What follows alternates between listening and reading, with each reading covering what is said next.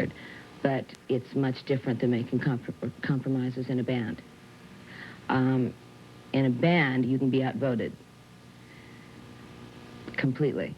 In your own solo thing, if you really want to fight for something, you know, like if you're fighting with, say, your producer or your record president or the people that are playing on the record or the people that are singing on the record, or if you're having some sort of an argument with them, you can basically at the end pull a shade and say, this is my record, this is what I want.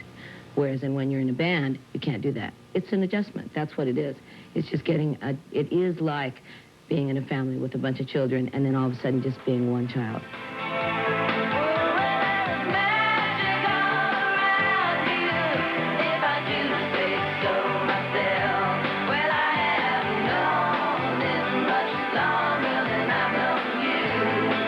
Well, being in a band, I mean, I guess you could compare it with being in a crew.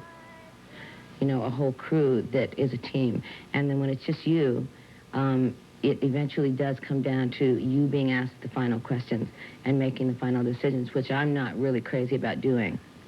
So I like to kind of have somebody to say, well, it was kind of their fault too, you know.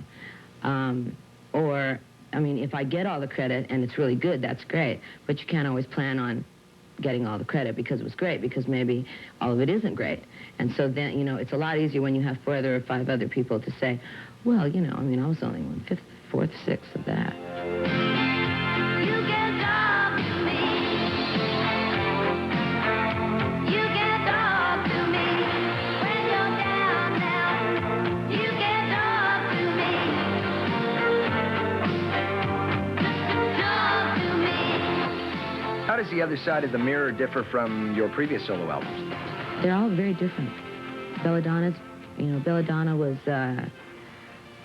scared. Belladonna was branching out on a whole new thing by herself.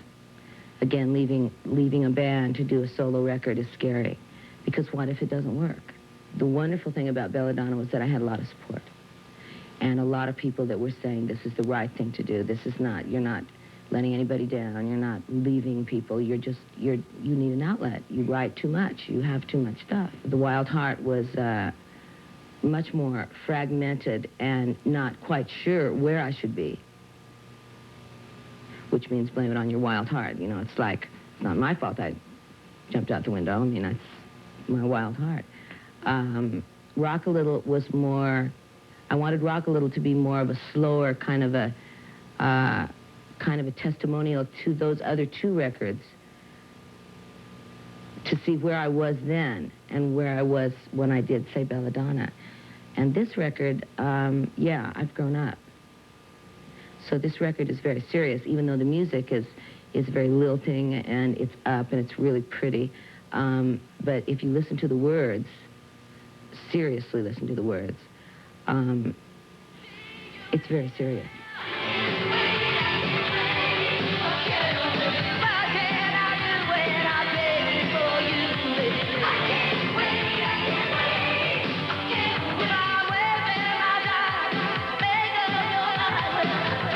How did you come up with the title, The Other Side of the Mirror, for this album?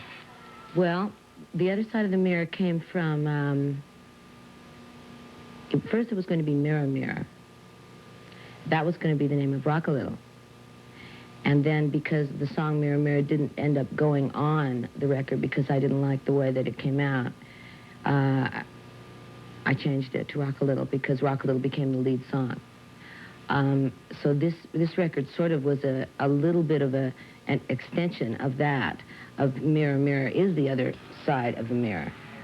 And the Gemini personality, the 2, you know, well, the 9 or 10 personalities that I have, and how I deal with all of them. And there's a song on the record called Alice, and it says, you know, get out, you're growing up and you're going to break our room, you know, and you're destroying us all. And she says, all right, I'm going back to the other side of the mirror. Period. And I'm not pleased, but I'm leaving. And so it's 2 places to be on either side.